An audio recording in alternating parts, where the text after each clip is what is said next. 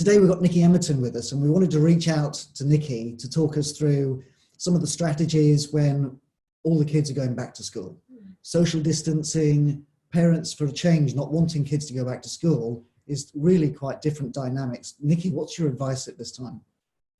So it's been really interesting seeing some of the responses to the most recent government suggestion. And remember, it is just a suggestion. Anything that the government's coming out with at the moment is based on the predictions of the next few weeks. You may have heard of the R1, like the slope that everyone's talking about. Children will only be going back to school, and I believe at the moment, as we're recording this, is year 1 and year 6, so only primary school and only those year groups. Only if the slight easing of the restrictions produces the outcomes that they expect. So we maintain that coming down the slope on the other side. My understanding is that if we see a second rise or wave or peak, however you want to describe it, then those guidelines or those predictions will be revisited and changed accordingly. So it's to reassure parents that this is a roadmap, this is a plan, this is a strategy that is open to changing according to where we are. So it's not a hard and fast rule. Your children won't 100% be going back to school on the 1st of June. It's a possibility. And that is also to help parents prepare for it, because there's a much bigger picture here of working from home or not working at all. Children who have additional needs, who maybe need that extra time to embrace new change in circumstances. So that's the reason why they're doing it, is to give you the best opportunity you have to make preparations should we arrive on the 1st of June having had the predicted outcomes of the years of lockdown. And this is just my understanding, it's just my opinion. I'm by no means qualified to be able to give any advice on this, but I can give perspective. And the perspective is that at the moment, and again, this is current to when we're recording it, children who have not had their immune system loaded as an older person has seem to be very resilient to the virus. There seems to be a really low infection rate, really low symptoms. That may change, and if that does change, then the government will revisit it, and the chief medical advisors will revisit based on the information they have to hand. But right here, right now, the cases where children have been infected and adversely affected are really, really low. So that's part of the reason, by my understanding, that year R and 1 have been chosen as one of the ones to go first.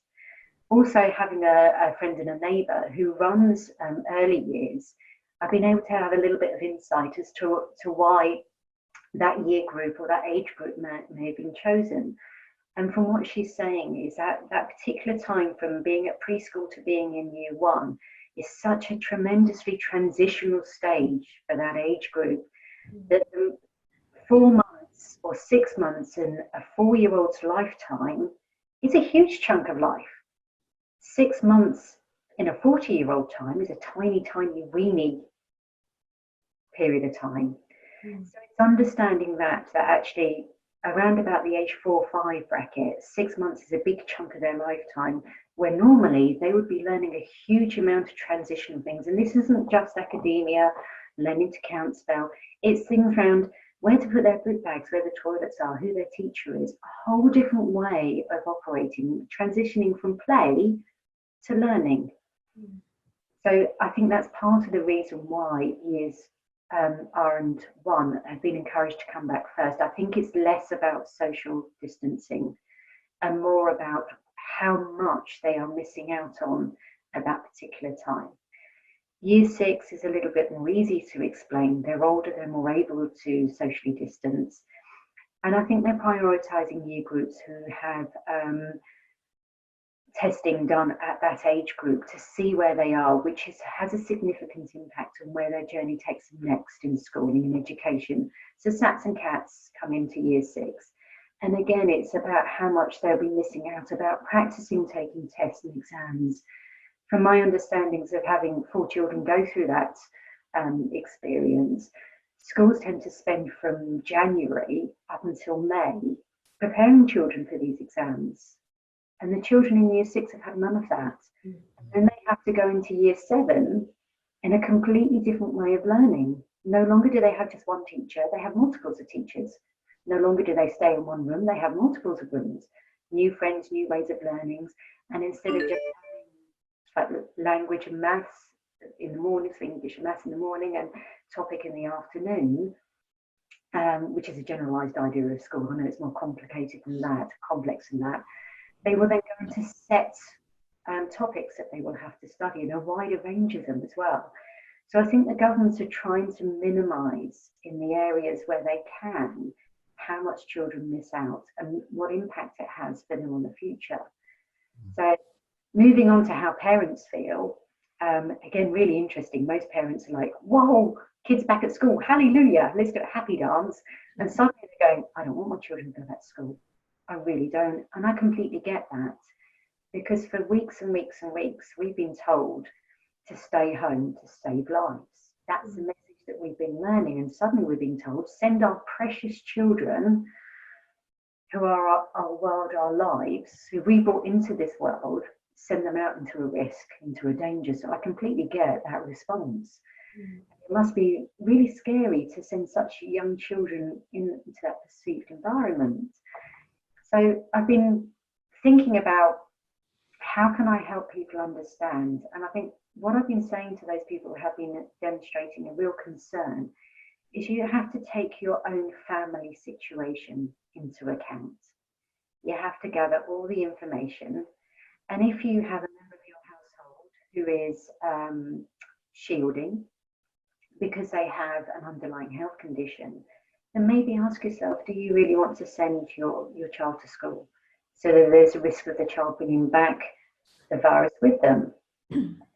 That's not something that you're willing to do. Then maybe your response to that request, because I believe it is a request to return to school, I don't think there's any legal requirement for you to send your child back in school in this academic year, is maybe that decision for you is not right now. And be okay with coming to that conclusion. But if you're in, I think way back at the beginning of when this all broke out, I shared a post about an ABC way of looking at things, and I know I've mentioned it before. If you and your family are healthy, you have no underlying health conditions, this isn't about avoiding the virus, because that's quite hard because you can't see it. You can't walk down the street and go, oh, there's a virus, run the other way. You can't do that. It's about going, I'm healthy, I should be okay with this, I should get some symptoms, mild to moderate, a bit like having flu, and then recover and be okay. Those are the people that should be thinking, okay, well, yeah, maybe school is the most appropriate thing for us to do because my child is missing out and it will be beneficial for them to return to school. And there's not a huge risk to that happening. So I think it's very much taking the information that you've got and making a decision about what's right for you and your family right now, rather than going, I must send my child back to school on the 1st of June.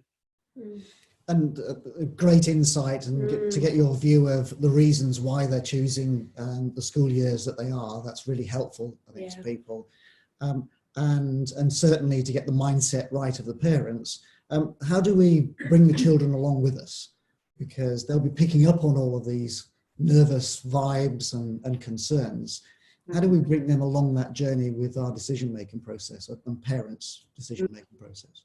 So parents are very, very influential in how their children respond to any new situation, not just one like this. And a friend of mine posted something really valuable on Facebook, and I asked her to change the settings to share it specifically. And she's a fellow NLP practitioner, to help understand how you can help your children along.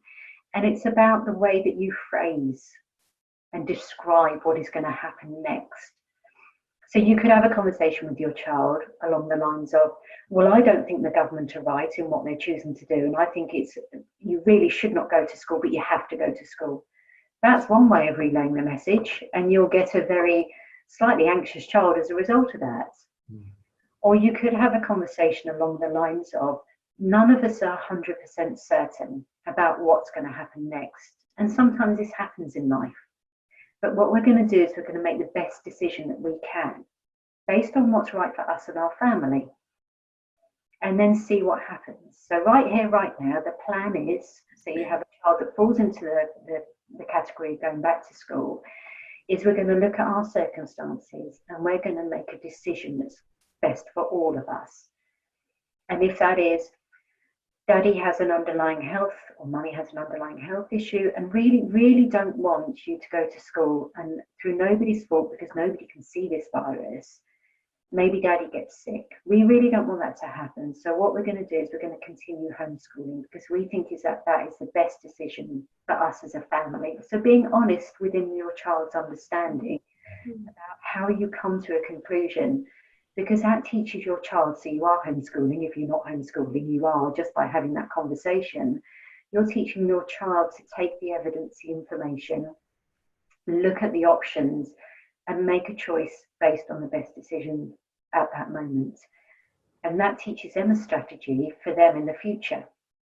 And allowing them to be part of the decision-making process as well. Yeah, so if that child's going, Mummy, I don't want to go back to school, I'm really, really scared, that's an opportunity for you to have a conversation with them and go, what are you scared about? Yeah. There's something we can do about it, because if you send a child to school so anxious, they are not open to learning. That's the key thing. With all the work that I've done with children around anxiety, if a child is anxious, they're in fight, flight, freeze mode, they're in survival mode. They are not open to creative thinking, they're not open to reflective, react, they're completely and utterly reactive. So there's very little benefit from sending a child who's in that state into school.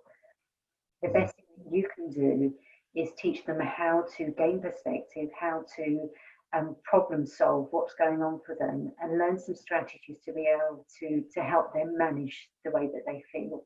That's far more valuable than abiding by the guidelines that you're instructed to do, because that child's not going to learn anything anyway. They're going to spend the entire day in a state of angst. And as you that's say, just horrible. and it's such a there's a huge, I mean, with all of these issues that we're facing now, there's huge learnings, as you say, that we can be instilling and demonstrating and showing our children. And I guess that moving forward is going to be flexibility, because as you say, one decision now that could be right by the 1st of June may well be wrong by the end of June or halfway through. So that ability to be flexible and adapt, again, is another valuable lesson. And I think that's what a lot of people are struggling with, because when we went into lockdown, the communication was very clear. This is what we do, end of. No flexibility whatsoever. So that was a very clear communication that was adopted by everybody, the vast majority of everybody. And now coming out the other side, you can't apply that strategy anymore. It's not fit for purpose. So in flexibility comes ambiguity. And then people go, well, what is it? Is it this? Is it that? And those people who like clear-cut, straight answers are going to really struggle, because they want to know. But the reality of it is we don't know. We have never been in this situation before. It's, I think terminology, it's a slippery virus, which means it's mutated and changed quite quickly. So going back from when it's species transferred from one species to another, which again is a little bit scary as far as humans are concerned, when anything transfers from one species to another, it's a bit of an alert level. And I think it also mutated quite quickly in the realms of viruses. They usually take quite a long period of time, and this one changed quite quickly. So that's why there was such a strong reaction to it, as opposed to the standard flu, which I know there was a bit of a comparison towards it. It's not the standard flu, because the standard flu, an element of the population of humanity has immunity to it already, or to versions of it. None of the human species has any immunity to this whatsoever. So coming out the other side, we need to test and gain evidence of the results. And anyone who works in any kind of like science or engineering or anything will understand this. You test something, you gain feedback, and you adjust and you move forward. You learn from what didn't work and what did work. And this is the stage we're in at the moment. And the whole world is in this stage of different countries are doing different testing to see what happens. And even that is quite ambiguous, because you then have the virus seems to spread the more dense a population is. And you seem to be more at risk the more you're exposed to it. So then it's like relaying the information from one country has a different density of population per kilometre squared to us. Others have different ways of living. There's so many variances to the scenario. So any data analyst will be able to understand where I'm coming from. There are so many variances. We can't compare ourselves to others because the United Kingdom is very different. We're not Europe, we're an island, we've got quite high density of population in certain pockets and areas.